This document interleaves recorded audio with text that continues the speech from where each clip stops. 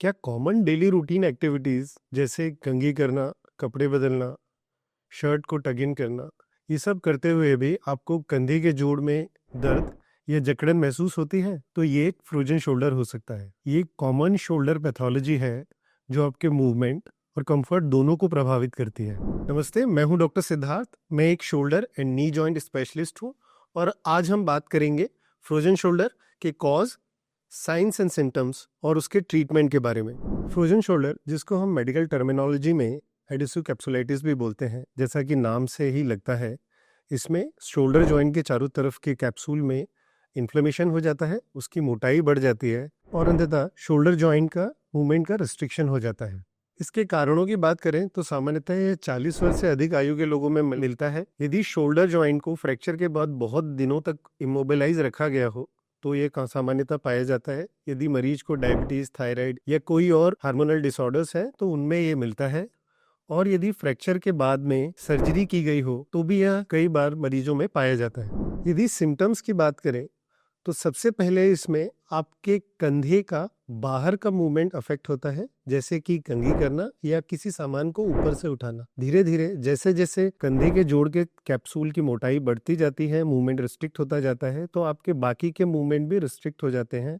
तब daily routine activities जैसे कि शर्ट इन करना, इवन पीछे के जेब से, पॉकेट से पर्स को निकालना, ये सब मूवमेंट भी धीरे धीरे रिस्ट्रिक्ट हो जाते हैं। फ्रोजन शोल्डर 3 स्टेज में होता है। पहला stage freezing, second stage frozen and third stage थॉइंग।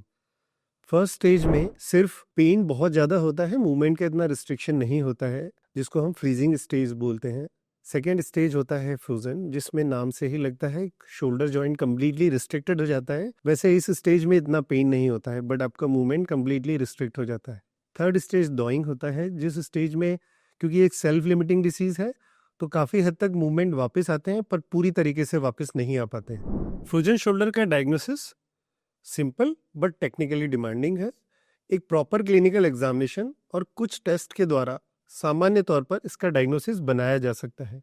कुछ एक स्पेशल केसेस में डेफिनेटली हमको एमआरआई या कुछ अन्य बड़े जांचों की आवश्यकता हो सकती है। फ्रोजन शोल्डर के ट्रीटमेंट में हमारा मेन गोल होता है पेन और स्टिफनेस दोनों को एलिमिनेट करना और रेंज ऑफ मोशन को कंप्लीटली रीगेन करना। और इसके लिए इसमें इनिशियली कुछ एक मेडिकेशन और बहुत सारा फिजियोथेरेपी इन्वॉल्व होता है। प्रॉपर एक्सरसाइज करके, कंधे की रेंज ऑफ मोशन एक्सरसाइज करके, स्कैपुला की मसल्स की स्ट्रेंथनिंग एक्सरसाइज करके लगभग 90 से 95% केसेस में पेशेंट को कंप्लीट रिलीफ हो जाता है।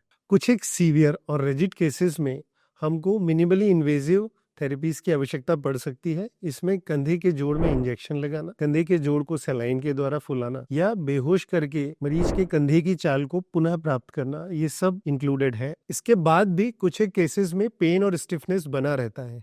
तब आपको जरूरत है एक अच्छे ऑर्थोस्कोपी सर्जन की, जो मिनिमली इन्वेजिव सर्जरीज के द्वारा आपके कंधे के जोड़ को पूरा रिलीज कर सके। दोस्तों, अगर आपको डेली रूटीन एक्टिविटीज में अपने कंधे के जोड़ में दर्द और जकड़न महसूस होती है तो डेफिनेटली आपको अपने ऑर्थोपेडिक सर्जन से कंसल्ट करना चाहिए। अगर ये वीडियो आपको हेल्पफुल लगे तो प्लीज़ लाइक एंड शेयर कीजिए और अवेयरनेस को बढ़ाइए।